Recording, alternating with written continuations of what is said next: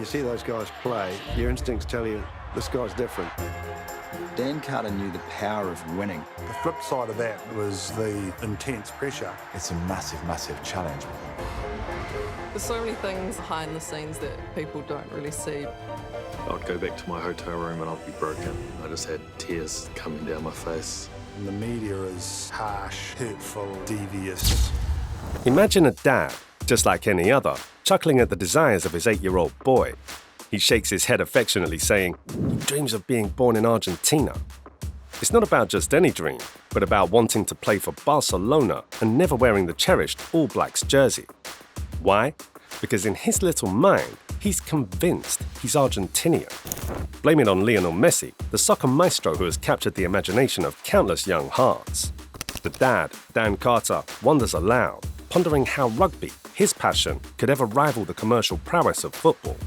He's utterly fascinated by his son's fixation with Messi, understanding all too well the power of sporting idols.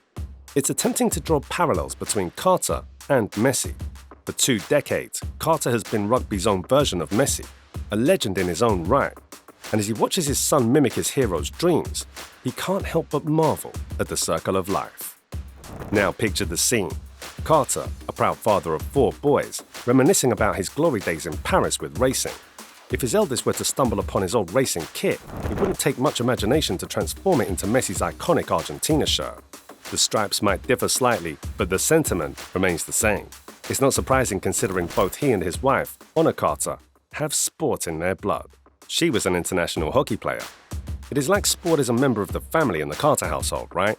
Whether it's the sounds of excitement during games echoing through the house, or the regular banter about sports, their lives revolve around it. Even from afar, you can hear the lively atmosphere they create, making their home a true sports haven. Speaking of true sports haven, how did Dan Carter really become an icon in the rugby world? Dan Carter was the epitome of excellence, his professionalism setting a shining example for all who followed him. With an unwavering dedication that bordered on obsession, he poured his heart and soul into the sport he loved, leaving no stone unturned in his quest for perfection. His relentless work ethic was fueled by a burning passion that blazed within him, driving him to push the boundaries of his capabilities day in and day out. But it wasn't just about personal glory for Carter. He was a team player through and through, always putting the collective success above his own. His selflessness and commitment to the greater cause inspired those around him, elevating the entire team to new heights. On the field, Carter was nothing short of a strategic genius. His mind was a battlefield, constantly strategizing and outmaneuvering his opponents with surgical precision. With every move, he orchestrated symphonies of skill and cunning, leading his team to victory after victory. There was a pivotal moment in Dan Carter's journey, marking a shift from being a celebrated rugby player to an untouchable genius in the sport. It was during the second test against the Lions in 2005, a match that stands out as the pinnacle of rugby excellence. Carter himself reflects, "I was at the peak of my game, playing with such ease and freedom. I didn't even realize how well I was performing." Sports aficionados often refer to this state as being in the zone, a zone where everything clicks perfectly. But as they say, what goes up must come down. Carter humorously recalls that his next game, against the Springboks that same year, was one of his worst performances. However, it wasn't until 2007 that he faced the first of many challenges that seemed almost biblical in their severity. Despite his continued success and accolades, Carter's relationship with the World Cup became fraught with difficulties. The journey that began with unparalleled heights now took him through trials and tribulations, testing his resilience and determination like never before. I really don't know whether it's me alone or you too have found yourself in the same situation. What is that?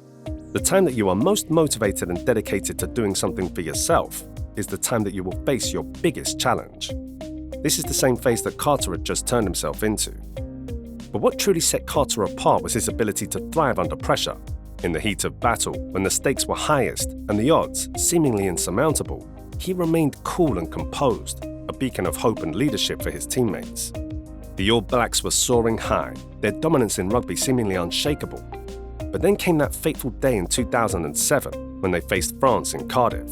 A heartbreaking 2018 defeat shattered their dreams and left the scar that would shape their future. Out of that pain emerged resilience, transforming the All Blacks into a powerhouse of the sport. Yet for Dan Carter, the worst was yet to come. Just before what should have been his moment of glory as captain in the 2011 World Cup, disaster struck. At the peak of his career, aged 29, he suffered a devastating injury, tearing his adductor muscle from his pubic bone with a kick. So sad for him. I know you can feel his pain. It was a crushing blow, not just for Carter, but for the entire nation. Dreams were dashed and hearts were broken. Questions flooded his mind. Why me? Why now? The pain ran deep, knowing that his chance to lead his country on the biggest stage was cruelly snatched away. For Carter, it was a personal nadir, a moment of profound loss and despair. The World Cup, which should have been his crowning glory, turned into a nightmare. The road ahead seemed uncertain, but the fire within him refused to be extinguished. The All Blacks faced adversity head-on after Dan Carter's heartbreaking injury, rallying together to overcome obstacles that seemed insurmountable.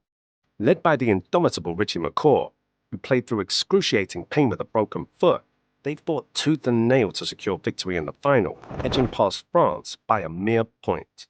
From an outsider's perspective, it might seem like they teetered on the brink of collapse, facing the specter of choking under pressure. However, Carter sees it differently. While acknowledging the danger of complacency in 2007, he dismissed the notion of choking in 2011. Instead, he points to a lack of readiness for the intense pressure that France exerted in the crucial moments of the match. As the defeat sank in, the All Blacks underwent a profound transformation. Though the faces remained the same, there was a fundamental shift in mindset and approach. Crucially, the coaching staff stayed on, ensuring continuity in their quest for redemption. McCaw, in particular, underwent a metamorphosis, channeling his pain and frustration into a relentless pursuit of victory. For Carter, witnessing McCaw's transformation was bittersweet. He admired his friend's unwavering determination, but mourned the loss of the camaraderie they once shared. Yet, in the face of adversity, Carter made a solemn vow to stand by McCaw's side, come what may, on the arduous journey that lay ahead. In the build-up to the 2011 final, there was a noticeable shift in mindset among the All Blacks. They embraced pressure, seeing it as an opportunity rather than a burden. Dan Carter recalls how his teammates eagerly faced the challenge, even finding excitement in the tight one-point lead they held. They stood tall, ready to confront whatever came their way. While the team found redemption in 2011, Carter's journey was far from over.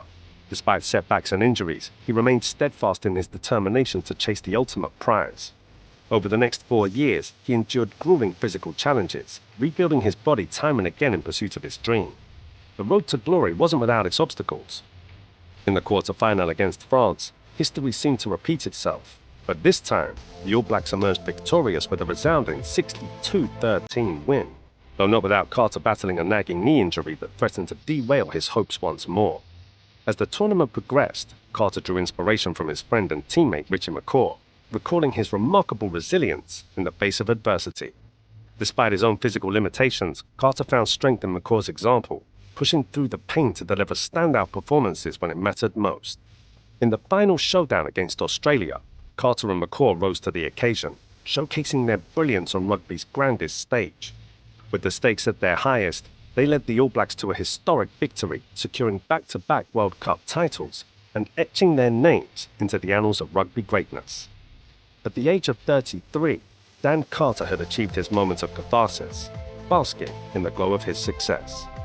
Yet he continued to grace the rugby field for 5 more remarkable years, adding 2 more trophies to his illustrious collection. With each new team he represented, Carter maintained his unbeaten record, leaving behind a legacy that will stand as a towering monument in the annals of rugby history. From every angle, Carter's career shines brightly, devoid of any flaws or weaknesses. His impact on the sport transcends generations, casting a shadow that will loom over rugby for years to come. In an era of rapid evolution and change within the sport, his achievements stand as a testament to the early decades of professional rugby. Carter has flicked his off switch now, for good. He has no plans to cross the whitewash, even for fun. There's enough on his plate with that burgeoning family. Well, what does it take to achieve greatness in the face of adversity? Share your thoughts in the comment section, and don't forget to hit the subscribe button and turn on notifications so you don't miss out on our next captivating discussion. See you soon.